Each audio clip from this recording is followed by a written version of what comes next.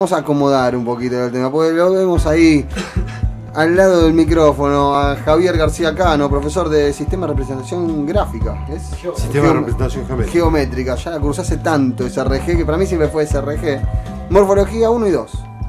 ¿En el turno? Turno mañana. Turno mañana. Ahora sé por qué no fui alumno tuyo.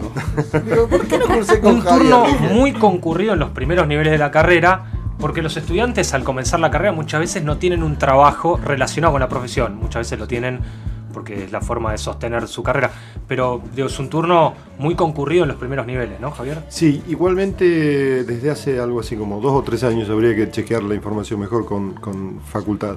Pero cuando sumás, por lo menos en estas materias, la totalidad de inscriptos de las 4 cátedras que estamos a la mañana, eso supera el total de la inscripción de las 4 cátedras que están a la noche. Por lo menos en esta materia. En otras materias también hay diferencias. En el turno tarde, en los últimos 4 años, Historia tiene 2/3 de la inscripción de la totalidad de los estudiantes de la carrera, y el tercio restante se divide entre el turno mañana y el turno noche. Con lo cual, claro, esto que decís es cierto que está como en parte en la historia y en cierta tradición, sí, pero en los últimos años se ha modificado muchísimo. También con Historia pasa que los viernes tenés estructuras también. Entonces sí, van mucho para la noche y la mañana. Son circunstancias muy particulares. Sí. En el caso de nuestra cátedra de SRG, Morfología 1 y 2, en los últimos años, si digamos, en tanto tenemos solo 2 turnos, el turno mañana tiene una diferencia no enorme, pero una diferencia sustancial respecto al turno noche, que digamos contradice lo que se presupone es la tradición del turno noche, claro, más populoso, más abultado en gente y ese tipo de cuestiones. ¿Y tu cátedra? Digo, ¿cómo es eso de tener que dar en ese turno particular? Digo, para empezar a preguntarte cómo es la cursada, ¿cómo es dar en el turno en que vos das? A ver, ¿con qué tipo de estudiantes te encontrás? Sí, digo, imagino que tienen algunos... Yo debo decir que a mí me ha tocado trabajar en estas materias, en los 3 turnos a lo largo de los distintos años que estuve. Inclusive yo participé en planteles distintos. Pero desde que yo estoy a cargo de la cátedra en el año 2001, yo ya llevaba 10 años trabajando en el turno mañana. Con lo cual para mí es como una situación absolutamente natural. En todo caso, lo que sí es interesante es que es un turno que permite intensificar el trabajo por infinidad de razones. Una muy increíble es que, a pesar de que a la mañana muy temprano la ciudad ya está colapsada, sí, bueno, los estudiantes pueden perfectamente manejarse con el turno, y no como a la noche, que salir de la facultad después de las 10 de la noche es una especie de pesadilla absoluta, porque los medios digamos, de transporte público no dan abasto, y etcétera, etcétera, o llegar a las 6, 7 de la tarde, que también es una cosa tremenda por el propio colapso de la ciudad saliendo, o de la gente saliendo de la ciudad. En ese sentido, el turno mañana es te diría, un turno muy cómodo, sí, para cursar, que además le permite a los estudiantes estar como muy tranquilos y enfocados, sin urgencias ni problemas. Y después, en relación a lo que en otras épocas era el prototipo estudiantil en distintos, sí, turnos, a mí me parece, yo no me voy a tomar de la metáfora esta de la época digital o no, yo no creo que sea tan así, pero a mí me parece que en los últimos años la complejidad de las circunstancias individuales de cada persona, sí, se han entrecruzado tanto, desde lo laboral hasta lo social, lo económico y demás, que no me parece que haya un prototipo demasiado claro. Por ahí, lo que sí uno encuentra es que hay un promedio de edad más chico, o un promedio de edad más asociado a lo que se presupone son estándares de edad ligados a ingresos y ese tipo de cuestiones. Pero después, la verdad que el resto me parece que es un alumnado muy heterogéneo, que no hay demasiadas diferencias, insisto, excepto por esto que son cursos en los que uno ve que se pueden aprovechar las 4 horas de trabajo y que no hay en ese sentido ni estrés ni urgencia, sino ustedes que en los talleres de SRG y de morfología aprovechan las 4 horas, digo, de trabajo en el taller. Hay otras cátedras, para sí, no hacer nombres y hablar mal, que dan la consigna y bueno, vemos un poco los laburos que vienen haciendo, ya está, vayan a su casa a seguir laburando. Y nos gusta en morfología, los que hacemos arquitectura, yo tuve la suerte de cursar en una cátedra donde me hacían laburar en el taller. Digo, aprovechaba las 4 horas de estar en la facultad. Claro, yo en ese sentido, y por ahí, digamos, es interesante que o bien Fernando en sus 6 años de docencia, o bien Emiliano en sus años de estudiante en la cátedra planteen sus miradas. Pero desde una preocupación inclusive muy personal, yo diría que aprovechar las 4 horas, a mí me parece, en FADU no debiera ser solo esta especie de cliché de entender que se aprovechan si uno en el taller corta un cartón, pega una maqueta o hace un dibujo. Sí. Me parece que ahí hay como otra discusión que yo creo que la FADU como institución se debe, y es cuánto es que verdaderamente pensamos o trabajamos sobre las mecánicas de enseñanza y aprendizaje para un profesional, un futuro profesional, para un universitario, y que no caigan solo en esta especie de, perdón por lo duro, pero un poco primaria idea que aprender a proyectar solo se aprende proyectando. En rigor de verdad, casi en ninguna disciplina del conocimiento humano del día de hoy, las cosas surgen solo por la praxis básica pura. Entonces, desde nuestro lugar, la verdad que en la cátedra hacemos un trabajo muy estricto y, si se quiere, muy sostenido para aplicar muchas mecánicas de trabajo con los estudiantes, que no necesariamente solo implican estar en el taller o bien recibiendo una corrección en mesa de un docente o bien ejecutando un práctico en sí. Nosotros pensamos como actividad total del curso, tanto, a ver, pongámoslo en términos muy básicos, hacer una lámina con un tema muy particular y con una apoyatura teórica muy especial, tanto como salir a tener una caminata por Buenos Aires y a hacer una aproximación preceptual de la ciudad. ¿En qué nivel lo hacen ustedes? En los 3 niveles. En los 3 niveles. Morfología 1 y 2 hacen caminatas para ir descubriendo. Yo por eso te lo decía, Guille, en los 3 niveles el aprovechamiento de las 4 horas tiene que ver con que en todos los casos se hacen, por supuesto, prácticos, pero no es la única cosa con la que nos parece un estudiante verdaderamente se forma.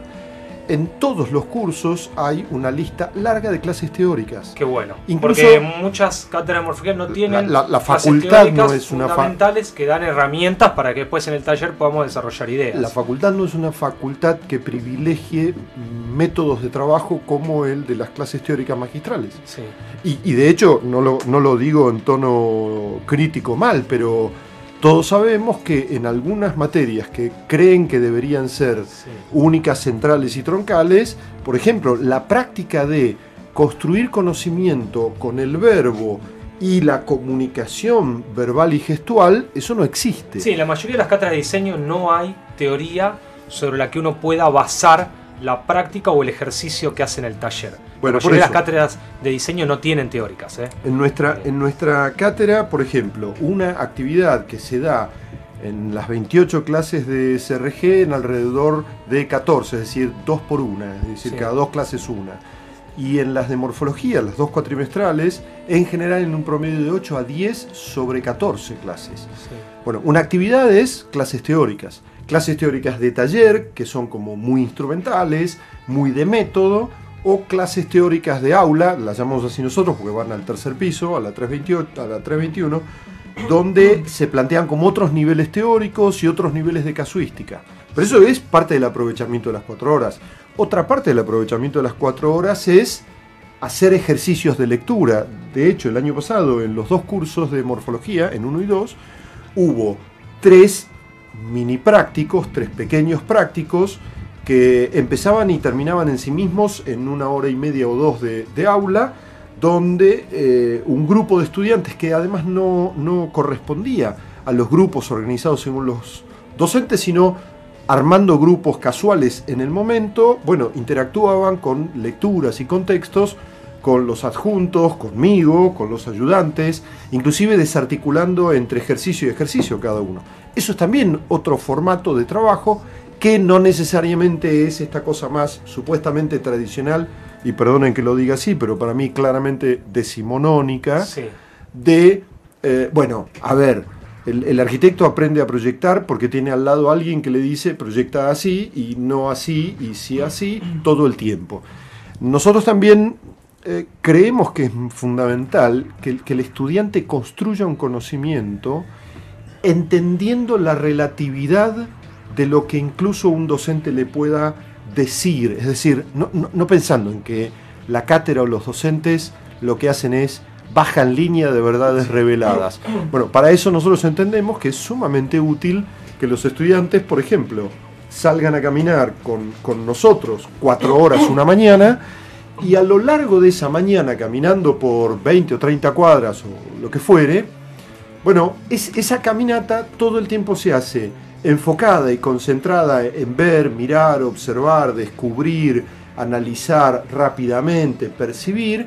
Ahora, de manera dinámica, de repente se hace un grupo de 20 que van adelante del tendal con uno de los adjuntos, y en el medio otro grupo casual de 15 que va con un docente que no es el de la mesa de siempre, y al fondo con otros docentes o el titular, y eso 2 cuadras más adelante vuelve a modificarse, o en una plaza se para todo el mundo y ahí se arma otra reunión donde se reflexiona, se mira, se observa, se discute.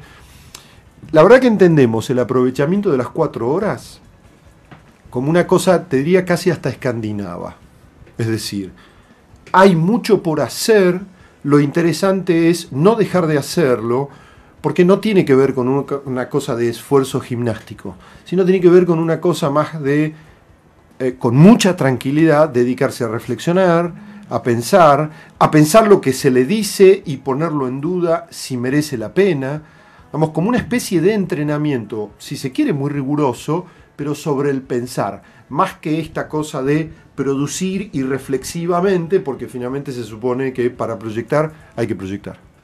Sí, no, de todo esto interesante que decís, me quedaron un par de temas que mayormente hablamos con Guillermo y con grupos de amigos, con gente de la facultad, que es ese punto de generar conocimiento, no hacer lo que me pide la cátedra, sino generar conocimiento. La facultad está y el trabajo está para generar conocimiento, que el estudiante no va a recibir la bendición del titular o del docente que le dice esto es la verdad revelada, como bien decías vos, sino que entre los dos analizan, critican, estudian, debaten, profundizan sobre una cosa u otra, y entre ambos generan conocimiento.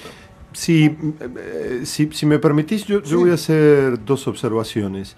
Nosotros intentamos, entre otras cosas, ser muy precisos con el uso del vocabulario permanentemente, con los estudiantes, porque también nos parece que es claramente una manera de pensar más, pensar mejor, poner en duda las cosas, inclusive hacer el esfuerzo de buscar la manera de nominar como una de las herramientas básicas de construcción de cultura desde todos los tiempos. Y en ese sentido, nosotros nunca hablamos de generar.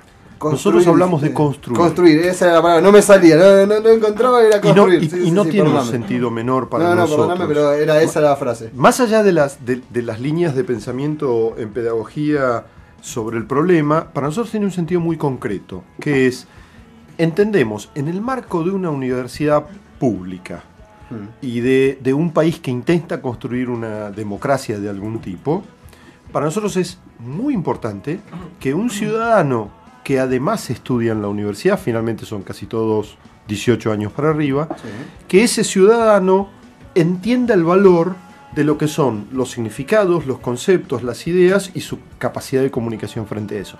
Entonces, en ese sentido, nosotros somos muy, si se quiere, seguidores de la idea de la precisión en el marco de lo posible. Y hablamos de construcción de conocimiento porque entendemos que nosotros como docentes de la cátedra, bueno, tenemos una acumulación de experiencia, tenemos una cantidad de años preocupándonos por determinados problemas del cómo enseñar, que no es lo mismo el cómo enseñar que el cómo proyectar, son 2 problemas distintos. Sí. Y entendemos que, digamos, no debemos ser personajes que bajemos línea. O si se quiere, me parece a mí, lo mejor que podemos hacer es poner sobre la mesa cuestiones relevantes que nos parezcan necesarias de ser discutidas y debatidas, más allá de que cada uno de nosotros tenga sus ideas, claro, que obviamente las tenemos.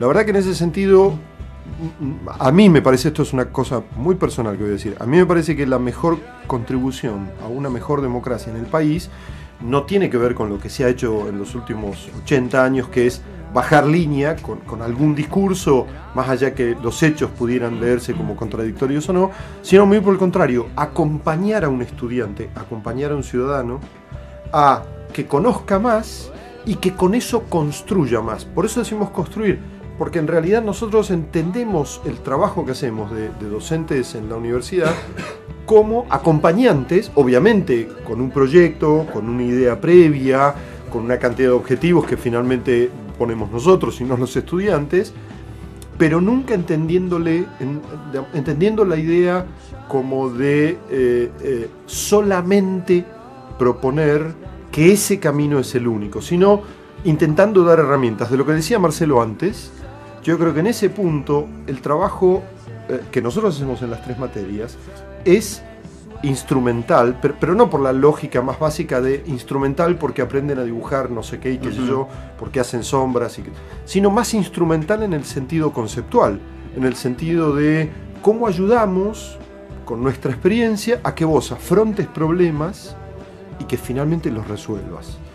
Es cierto que eso es algo que varía mucho como técnica de trabajo entre los 3 cursos, pero porque ahí tiene que ver con lo que Guille preguntaba antes, cambia mucho el estudiante. Un estudiante de primer año para nosotros, de sistemas de representación, es un estudiante sediento de una cantidad de problemas que ya en el curso de morfología 1 no es así, y que además tiene otros problemas de contexto que afrontar, y que en morfologías 2, por ejemplo, tiene que afrontar hasta un desafío programático que la facultad pone muy fuerte, que es la primera materia de toda la carrera que tiene que afrontar la ciudad como problema.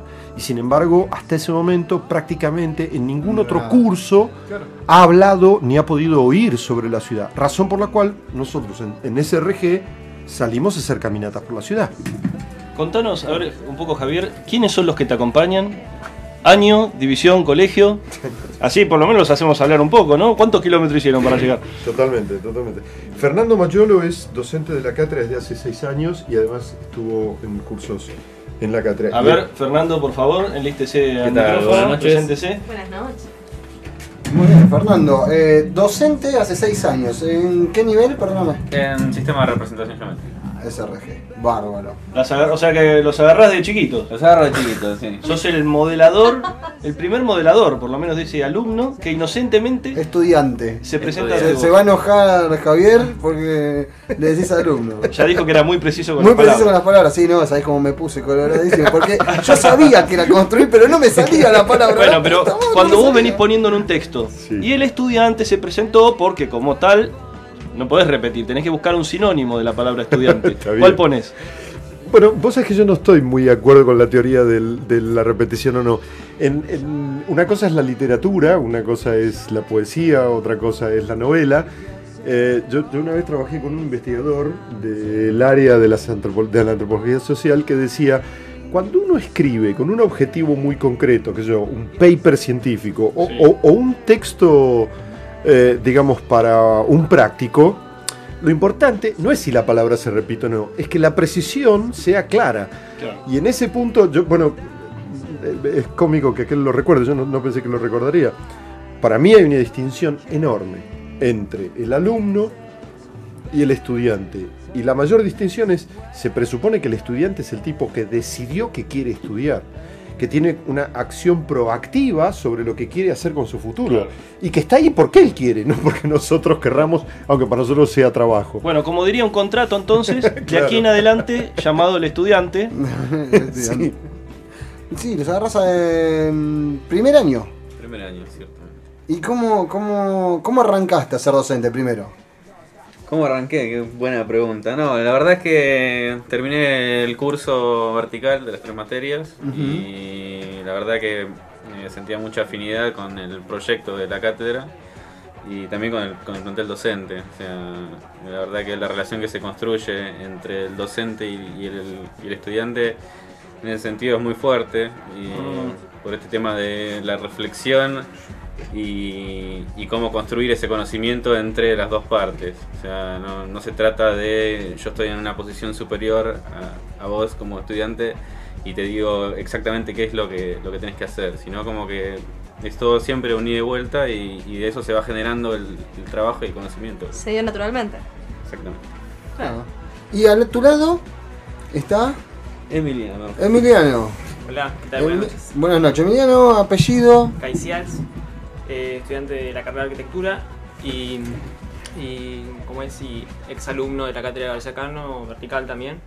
Y bueno, y ahora como explorando un poco, entrando en la cátedra y ¿no? como una nueva experiencia para mí y por ahí el aporte que yo pueda hacer más como estudiante de la carrera y de la cátedra. O sea, lo que me pareció lo atractivo de la cátedra es darle un poco lo que hablaba Javier, un marco teórico, ¿no? A la carrera y a la arquitectura que me parece que los últimos años de lo que yo estoy en la carrera, no, como que es inconsistente, y en los talleres de diseño, de arquitectura, siempre como dice él, se aprende a proyectar haciendo, y a veces me parece que hay que estudiar un poco más. Entonces me parece que la cátedra siempre tiene esa cuota de las teóricas, todas las clases, y las teóricas no siempre refieren al trabajo que se va a hacer en el día o posterior, sino que por ahí te deja pensando en algo que luego vas a tu casa y te interesa indagar y empezar a investigar. Me parece que eso es lo más rescatable y lo que a mí particularmente me interesó más de la cátedra. Y después también hoy en día y en este último tiempo entrando en la cátedra, como el trabajo que hay detrás, ¿no? Detrás de escena, me parece que entre todos los profesores y el titular y bueno, y todo el equipo, me parece que es genial ¿no? Como para poder armar algo, un proyecto para el estudiante. Les hago una pregunta. Yo soy estudiante de diseño gráfico, entonces hay muchas cosas que la verdad que no entiendo, ¿viste? Como que escucho muy atenta, pongo cara de seria, pero hay cosas que se me escapan, ¿no? Y lo que quería saber en realidad es, entiendo que la materia es una introducción a la manera de representación gráfica de la arquitectura y que también una introducción teórica a cómo pensar la arquitectura, cómo analizar, cómo se manifiesta esto prácticamente en los ejercicios, cómo sería. Permitime que te haga dos aclaraciones de tono programático. Ok. Es decir, de lo que la facultad propone. Sí. Paréntesis. Primero, explícale esto primero que le iba a decir y después la respuesta de ella. Dale. Igual, paréntesis, entiendo que no da igual una palabra a otra y que una palabra tiene un significado semántico diferente a la otra. Eso lo entiendo. Está clarísimo. Y te lo rebanco. A ver, el programa FADU, digamos, el programa oficial y los contenidos mínimos, que es eso que nos obliga a la institución a que los titulares cumplamos, el resto es libertad de cátedra del titular. Genial. Es Introducción al estudio de la forma. En el primer curso, SRG, la forma genérica. En el segundo curso, Morfología 1, la forma arquitectónica. Okay. Y en el tercer curso, la forma urbana. Te lo estoy haciendo súper resumido. Bueno. Pero en rigor de verdad es eso, es introducción al estudio de la forma.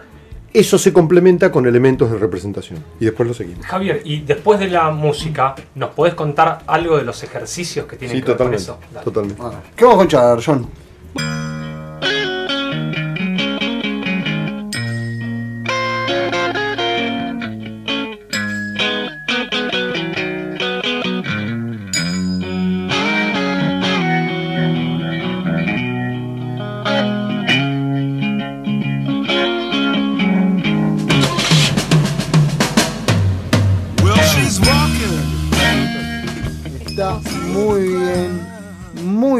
Está muy bien el programa de hoy. La verdad que nosotros seguimos charlando mientras sonaba. ¿Cuál era el segundo tema, John? Era de The Stooges, en 1969. Muy bien, seguimos charlando, sí, Pau. Estamos muy copados acá en el estudio hablando con Javier y con sus acompañantes Fernando y Emiliano. Sí.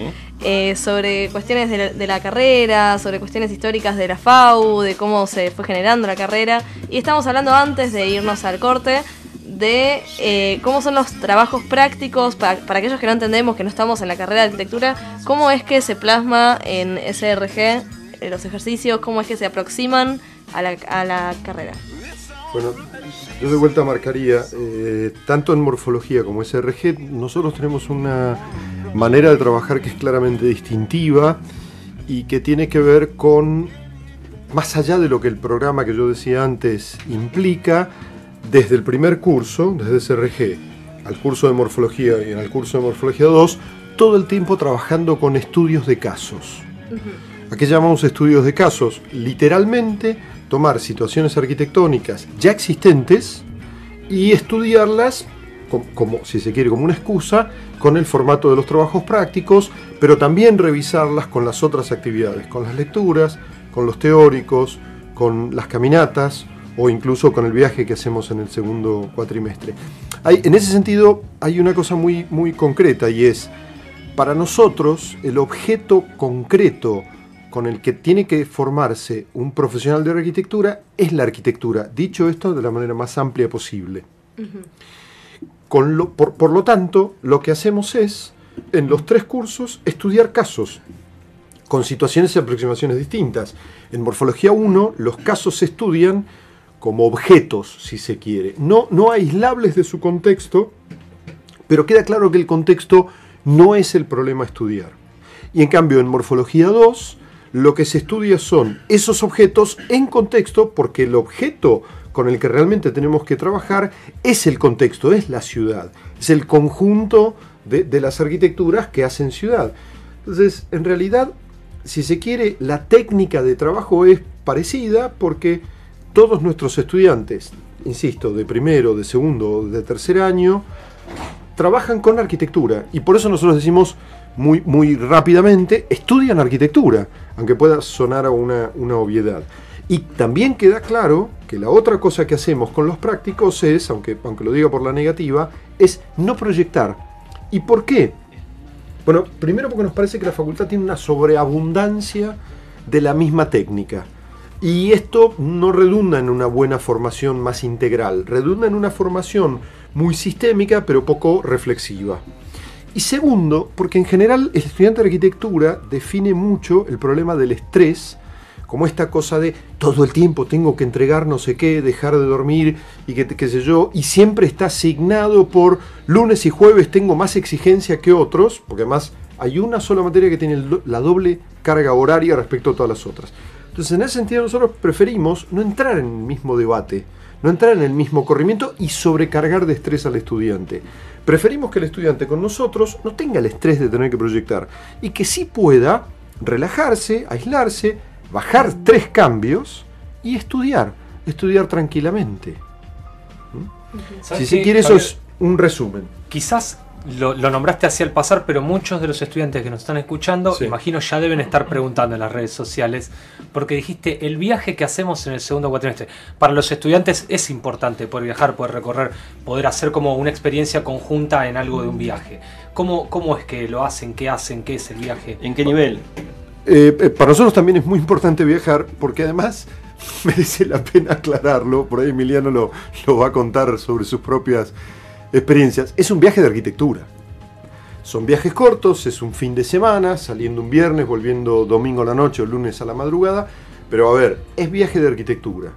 Y eso implica irse de vuelta, como con los prácticos, si querés, como con los teóricos, a caminar por los lugares, a confrontar con autores, a ver casos.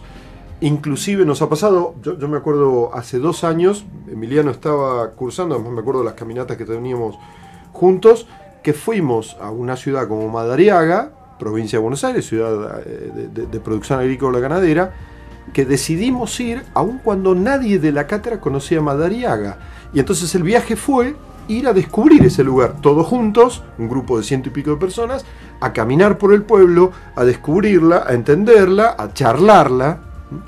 A revolucionar Madariaga.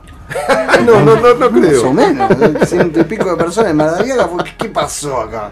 Nos invaden estos porteños. Sí, mientras te cuento que las palabras de Javier evidentemente están teniendo éxito entre nuestros oyentes. Ya hay gente como Sol Bravo Kisbert que a través de Twitter nos comenta que no ve la hora de anotarse en SRG. Bien. Está muy entusiasmada con la conversación. Son los que arrancan la carrera. Claro, por primera vez están escuchando a un jefe de cátedra que les está contando de qué va a tratar el año, ¿no? Está bueno eso. Así que, bueno, ya sabes, Fernando, te va a tocar Sol Bravo Kisbert, no sé. Fíjate. ¿Cómo manejan esos temas, no? ¿Tiene la cátedra alguna política respecto de docente, estudiante? Cantidad de docentes femenina por estudiante. Vamos primero por ya, académico. Ya con la palabra estudiante me encuentro con un primer problema. No puedo definir género. Si fuera alumna, puedo hacer la diferenciación. Esa es la manera. A ver, cualquier feminista sabe que la mejor manera de no discriminar es lo genérico. Esto es así. Y anda a Escandinavia, que tienen mucha historia de feminismo, y las escandinavas se ofenden cuando discriminan por género. Bueno, pero te me estás desviando de lo que estaba preguntando. ¿Cómo es la relación docente-alumno en proporciones primero? ¿Cómo lo vienen llevando eso? Imagino que académicamente están jugados por la cantidad de puntos docentes que le asignan, pero cómo, claro, bueno, imagino lo solucionan con hay Adonore. Muchos problemas distintos que además me parece que no todos los estudiantes necesariamente tienen por qué, seguramente no los conocen, quiero decir. Una cátedra de 3 cursos verticales como la nuestra, pero que tiene cursos con temporalidad distinta, es decir, un curso es anual y los otros 2 son cuatrimestrales, igualmente inscribe sobre la totalidad, es decir, los estudiantes se inscriben en cada materia, pero para nosotros como cátedra, la suma de esos estudiantes es una suma diferencial, se traduce en cantidad de puntos y la facultad confía en el criterio del titular para eso convertirlo en cargos docentes. Cuando uno tiene una materia anual y tenés 2 materias cuatrimestrales, las 2 materias cuatrimestrales, en términos matemáticos, impactan en la semisuma de los estudiantes, con lo cual ahí la cosa es medio complicada. Tampoco la vamos a aclarar ahora, pero me parecía necesario decirlo. De todos modos, nosotros sí trabajamos sobre una cuestión que nos preocupa mucho, que es tener relaciones docentes-estudiantes bajas. ¿A qué llamamos bajas? No más de promedio 30 estudiantes por docente. Para parámetros anteriores del ciclo básico común o de otros niveles, es una relación baja. Sin embargo, también es cierto que nos preocupa, esto en alguna medida quedaba dicho antes cuando hablábamos de las 4 horas, que en las 4 horas de una mañana las actividades no están solamente centradas en un docente, claro, y su grupo. ¿Por qué? Porque, bueno, cuando va un teórico al aula 321 hay 250 personas con una sola persona. Entonces hay mucho dinamismo respecto de eso. Sin embargo, nuestra preocupación es que esa relación sea lo más baja posible. Y sobre el cómo se distribuyen, bueno, lamentablemente ustedes saben que la facultad tiene métodos muy distintos sobre cómo se inscriben y qué sé yo.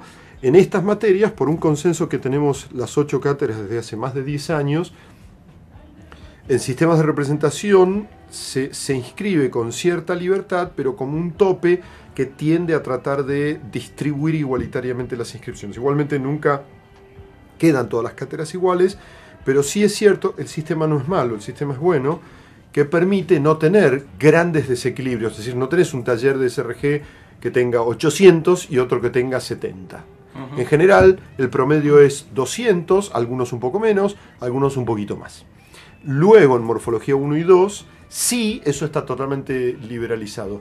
Que debo decir, a mí no me parece en ese sentido bien. Porque ahí sí genera muchos desequilibrios y especialmente genera mucha inestabilidad laboral para los docentes. Lo cual es un serio problema, porque formar un docente no lleva un año. Y finalmente lleva mucho tiempo de inversión del Estado para que esa persona tenga una cabeza especial y pueda responsabilizarse en su trabajo de conducción de un grupo de ciudadanos que además tienen que ser profesionales. Entonces, en ese sentido, ahí hay un desequilibrio. Y entre M1 y M2 y SRG, en todas las cátedras, hay mucha diferencia de números en general. ¿Cupo? ¿Ponen ustedes? No, lo que yo decía antes, ahí hay un acuerdo de los 8 talleres en SRG. Y en Morfología 1 no y 2 no. Bárbaro.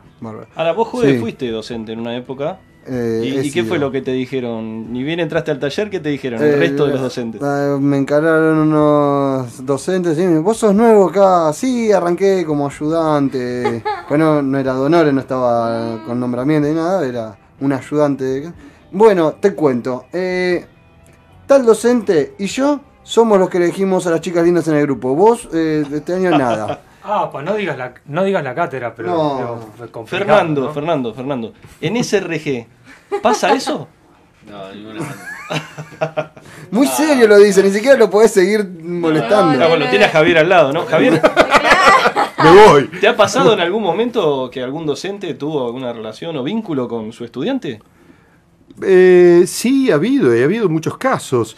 Inclusive yo puedo recordar un caso bien interesante, que es el actual representante de Foster en la Argentina, Juan Frigerio, Sí. que a su vez es el responsable de haber gestionado y proyectado centralmente la nueva sede del Banco de la Ciudad de Buenos Aires. Juan fue alumno de la cátedra hace muchísimos años. Su mujer también fue estudiante los mismos años. Se pusieron de novios en la cátedra, fueron docentes, ya no me acuerdo ahora si fueron 2 o 3 años. Después ganaron becas y se fueron a estudiar a los Estados Unidos, y luego de ahí se fueron a vivir a Londres, y luego Juan entró a Foster y luego trajo Foster para acá. Pero ahí eran los 2 estudiantes y después los 2 docentes, ¿no? No era un estudiante, ella estudiante y él docente.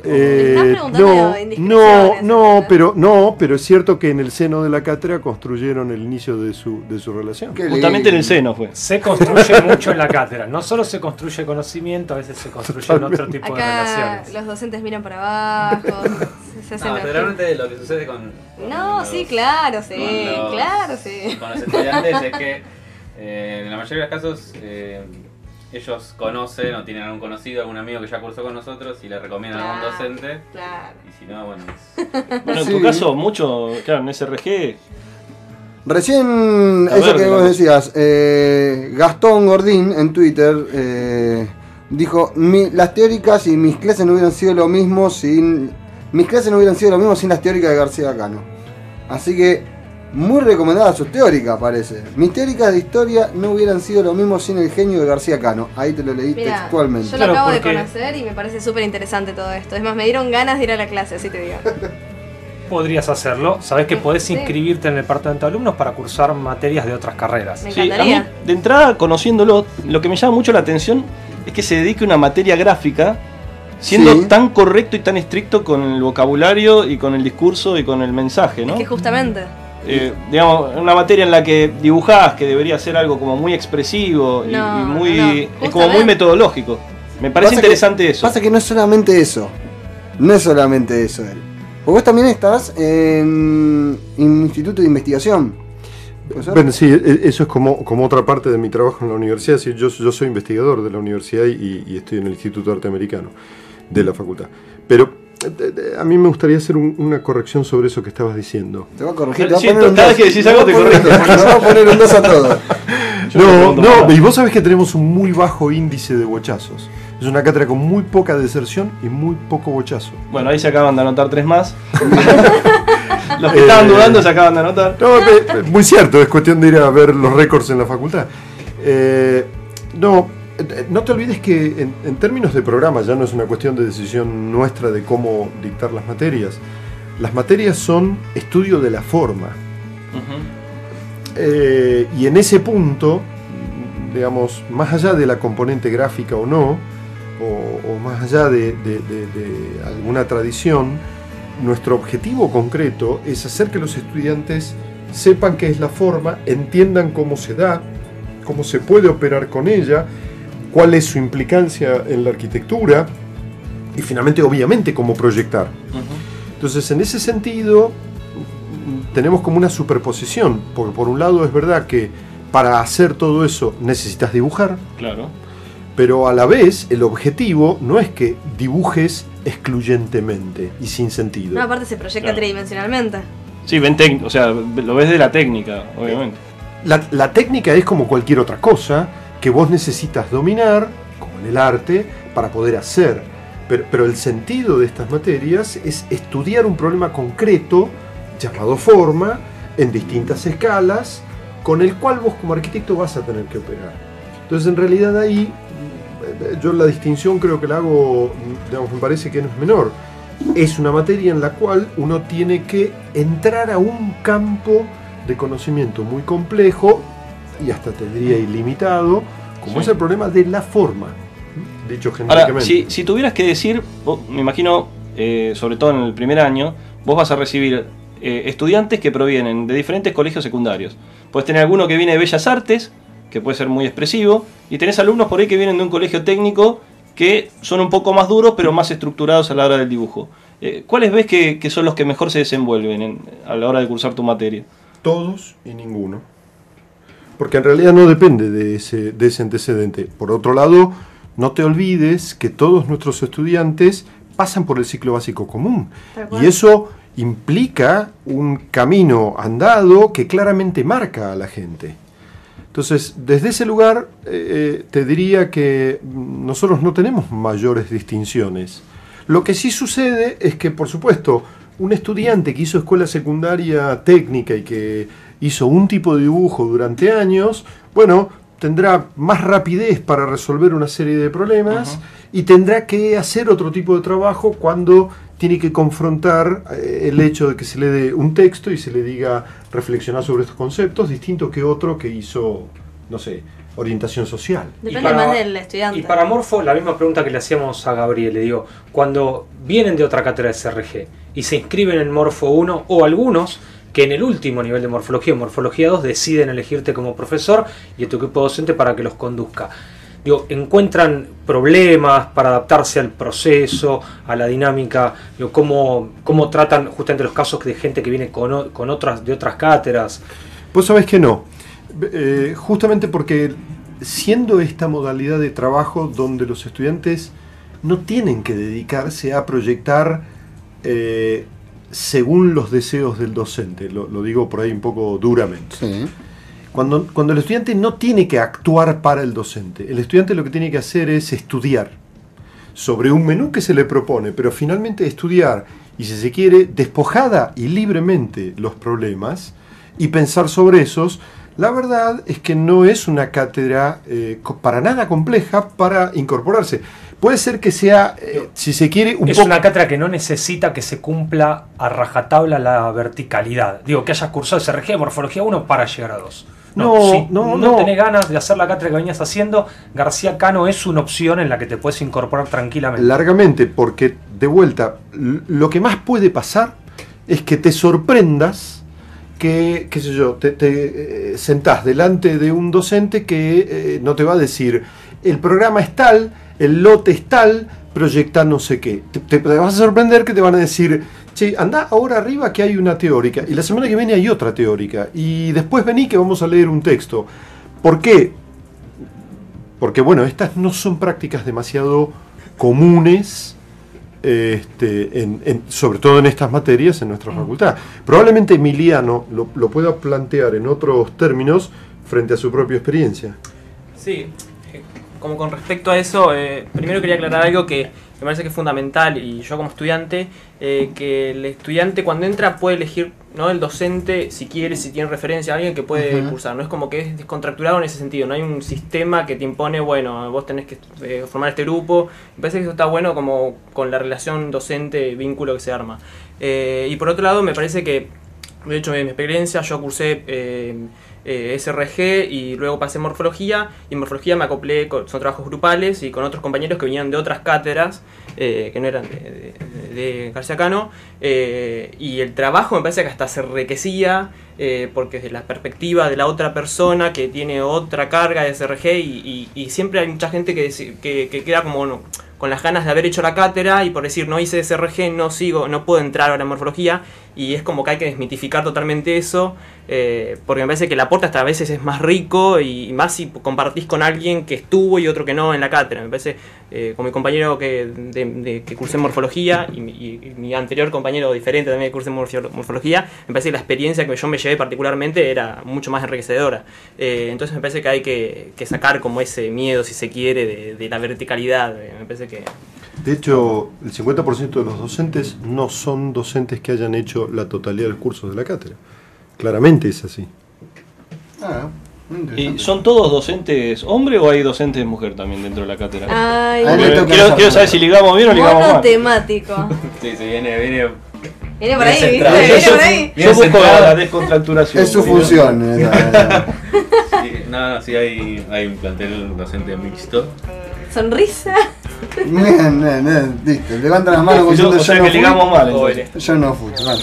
Tenemos temazo, muy Déjame bueno. mandar saludos porque hay mucha gente que nos está escribiendo a través de las herramientas sociales y nuevos amigos tenemos también como Florencia Lucía Cotone, Azul Líbano y Ricardo Barreto. Después tenemos algunas chicas que nos están comentando, como Ferchu Rivers, una antigua oyente, clásica oyente, que nos dice que Pauli Martín se recibió, así que le mandamos un saludo y la felicitamos. Un beso grande a Pauli Martín, que siempre también se quejaba del rabino, que hacía ruido a las 2 de la mañana. Bueno, no que lo va a padecer más. martillaba a las 2, 4 de la mañana. Y tenemos gente como Ailuproto también, @Ailuproto, que se sacó un 10 y nos posteó la imagen a través de Twitter.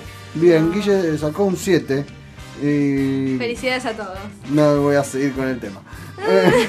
Un saludo también para Alberto Remis, que nos escribe desde Tucumán y nos dice que el programa le gusta mucho. Muy bien, abrazo grande a toda la gente de Tucumán y del interior del país y a todos los que están cercanos a la costa del Pacífico, como dice Guille. Pau, vos tenías una pregunta para hacer. Tenía una pregunta, o más bien, o sea, sí. Inquietud. Una inquietud, claro, sí, es una buena manera de decirlo. ¿Hay alguna instancia en la facultad en la cual se puedan relacionar morfologías de distintas carreras? Donde se puedan relacionar y interactuar y llevar algún proyecto a cabo. Sé que hay materias optativas de los últimos años, pero estaría bueno, me parece, estaría bueno como propuesta, una materia o como una tercera instancia, como una morfología 3 de arquitectura, ¿no? Donde puedan interactuar con industriales, con gráficos, con personas de indumentaria. ¿Qué piensan ustedes al respecto? Yo te voy a decir algo que tiene que ver con un poco con las intenciones y otro poco con lo que es la formación. A mí me parece que, hacer una experiencia no está nunca nada mal, pero también me parece que no necesariamente tendría que restringirse a una cosa que se supone es muy específica, como dentro del mismo campo, el campo del estudio de la forma, la morfología, y atravesado por otras disciplinas o por otros diseños.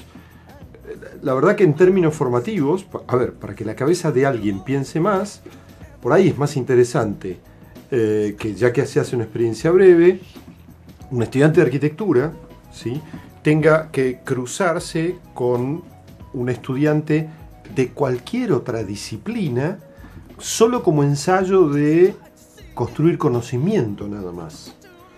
A mí me parece que esas experiencias, que en la facultad en este momento no existen, o existen muy concentradamente en electivas, justamente heurística, por ejemplo, lo que plantean es otra cosa, es desde otra disciplina del conocimiento te muestro cómo aproximarme a las disciplinas del proyectar o del campo del diseño, pero no es lo mismo.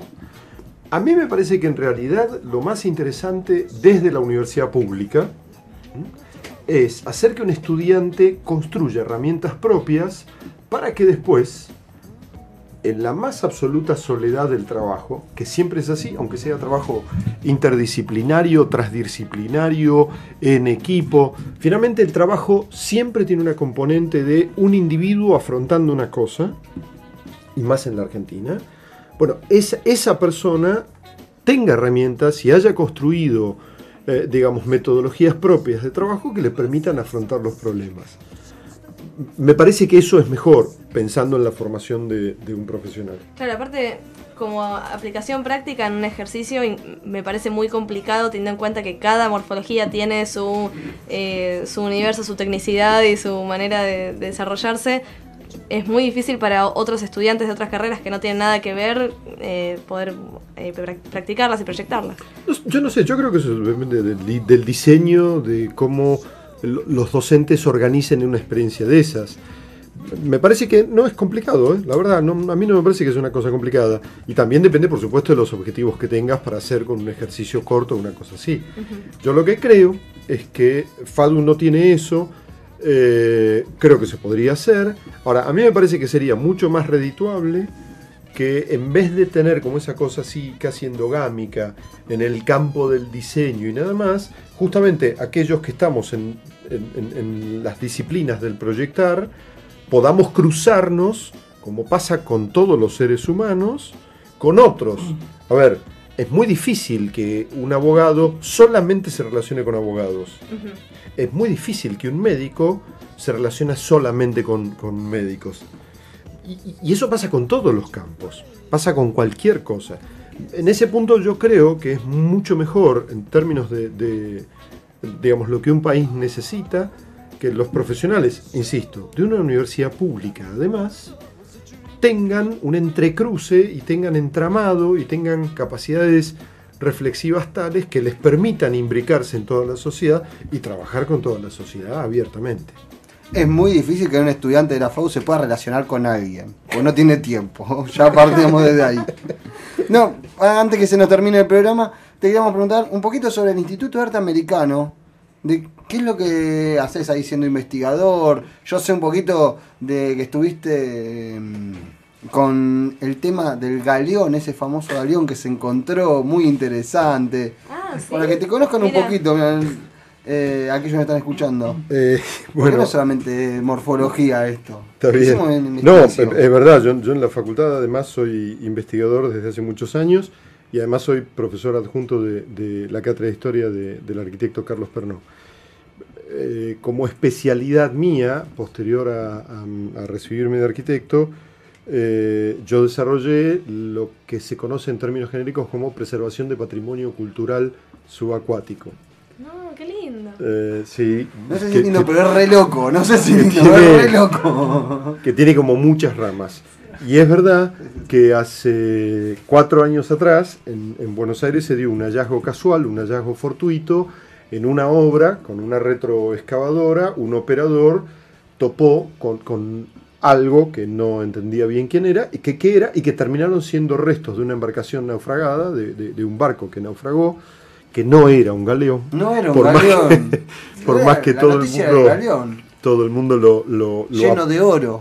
Todo el mundo lo apodó así, inclusive las autoridades del gobierno de la ciudad. Sí. Pero no sabemos venir en tapa de diario, Mauricio Macri se encarga. Pero lo cierto es que, son los restos de un barco mercante español de mediados del siglo XVIII, que efectivamente se varó en la costa de Buenos Aires, y a partir de enero del 2009, Mónica Valentino, una licenciada en Antropología y Arqueología, también especialista en Arqueología subacuática, y yo codirigimos ese proyecto que opera en realidad en el seno de la Dirección General de Patrimonio del Ministerio de Cultura del Gobierno de la Ciudad, y tiene como aporte mi presencia como investigador de la FADU, la presencia de Mónica como investigadora de la Facultad de Humanidades y Artes de la Universidad Nacional de Rosario, que ha tenido becarios de distintos lugares, inclusive extranjeros, que han venido a cooperar al proyecto. El proyecto es un proyecto muy largo que todavía continúa, y que en realidad no tiene igual, que queda un poco elegante que lo diga en esos términos, pero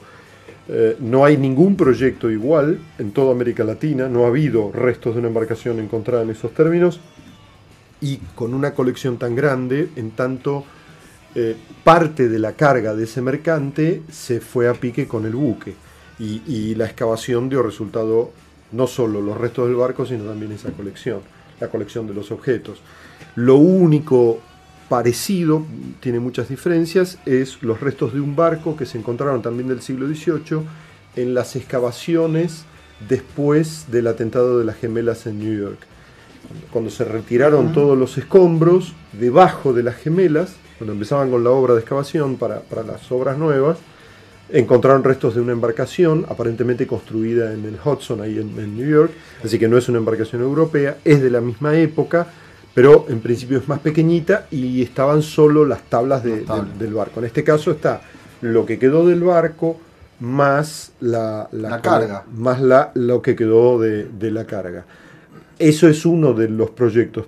Pero yo, por ejemplo, con otro investigador de la facultad, Jorge Cohen, hace ya varios años tenemos un proyecto que estudia las modificaciones de las ciudades en el país resultantes de los atentados de AMIA y Embajada.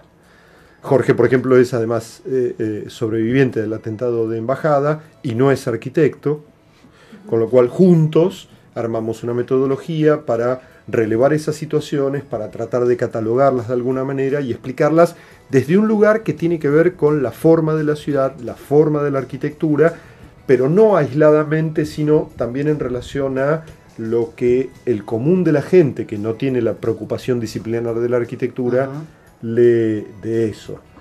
Y también dirijo, en el marco de la facultad, un archivo, se llama Archivo de Imágenes Digitales, que ya lleva más de 10 años de creado, y que es literalmente una especie de base de datos de imágenes, no necesariamente excluyentemente de arquitectura, por más que yo sea arquitecto, y que pretenden dar accesibilidad a colecciones especiales libremente. Por ejemplo, ahora, hace unos años atrás, cuando Clorindo Testa vivía todavía, digitalizamos algo así como 700 imágenes de la colección privada de diapositivas de Clorindo, y ahora, después del fallecimiento, Juan Fontana se comunicó con nosotros y nos pidió que terminemos de digitalizar la colección, y en eso estamos. Y eso, por ejemplo, es una de las cosas. El arquitecto Tito Varas, profesor de la facultad, está digitalizando su diapoteca privada para el archivo de imágenes digitales. Ese archivo es accesible vía web.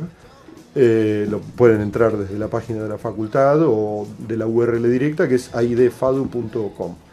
Y ese archivo es un archivo consultable en forma abierta, pero es, sin embargo, el archivo de imágenes digitales de la facultad, y eso lo dirijo yo.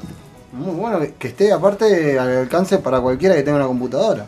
Cualquiera, no tiene... Bueno, de hecho surge... Una conexión a internet, ni siquiera una computadora, porque el teléfono capaz surge de una institución pública, digamos, desde esta lógica que algunos de nosotros entendemos, cuál es el rol de la universidad pública, libre, abierta, gratuita, etcétera, etcétera. Súper interesante. Lo mira Guille, ¿fueron compañeros de consejo ustedes? Nos tocó compartir consejo en una época, sí. Fueron compañeros de consejo directivo ambos.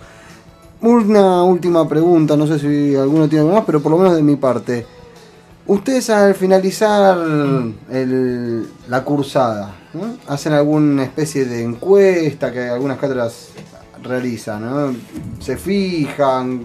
¿Cómo se desarrolla la finalización?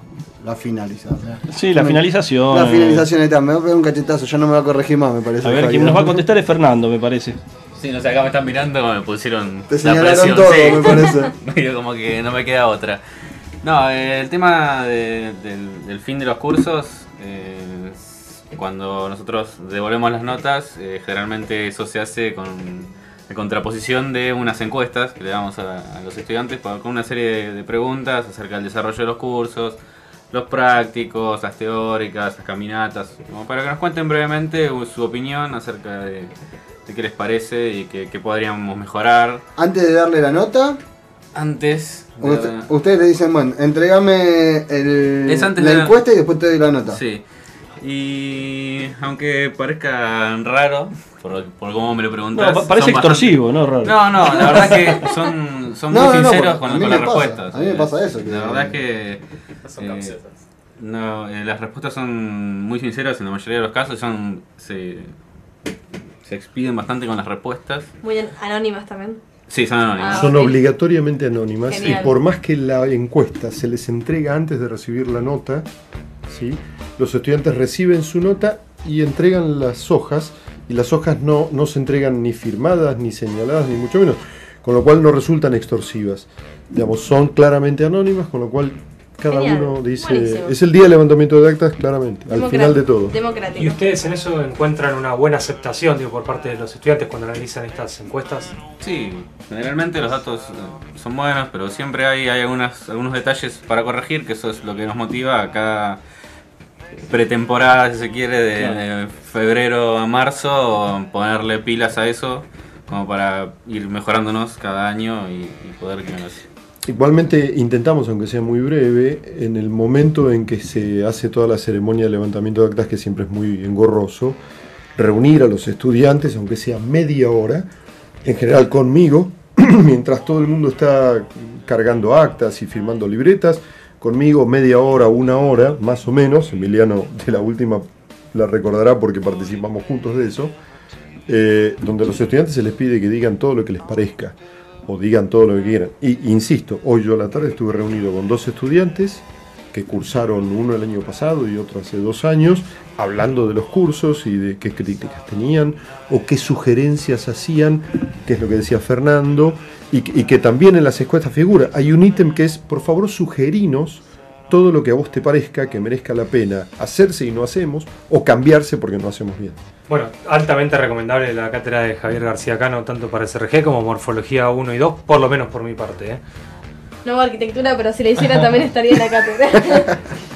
Sí, cualquier cosa, nosotros tenemos exposición de trabajos como para que aquellos que quieren estar en dudas de ver si se inscriben o no. ¿Tiene una página, blog, Facebook? ¿Qué tienen? Sí, tenemos una web, es catedragarciacano.com.ar. Sí. Ahí tenemos una exposición de trabajos del año anterior. Tenemos también los apuntes que se ven, los casos de estudio, como para que puedan ir teniendo una idea. Eso les sirve a los estudiantes que cursan, porque ahí está todo el material que utilizan en el curso. Y además, para curiosos, también está disponible el material, lo pueden bajar, pueden mirarlo. Y después estamos también en las redes sociales, Twitter, Facebook, nos pueden encontrar. En Facebook buscan Cátedra García Cano. Exactamente. ¿Y en Twitter cómo es? Cátedra GC. Cátedra GC, así las dos letras iniciales. Muchachos, ya son las 2 de la mañana, tenemos que cerrar el programa de hoy. Sí, déjame mandarle un saludo a Gisela Sotelo Fleitas, que nos pedía buenas energías. Tiene que preparar alguna entrega y dice que la imaginación está un poco apagada. No, así que mucha energía, no la que está en la zona de Belgrano R, que se cortó toda la luz hace un ratito. No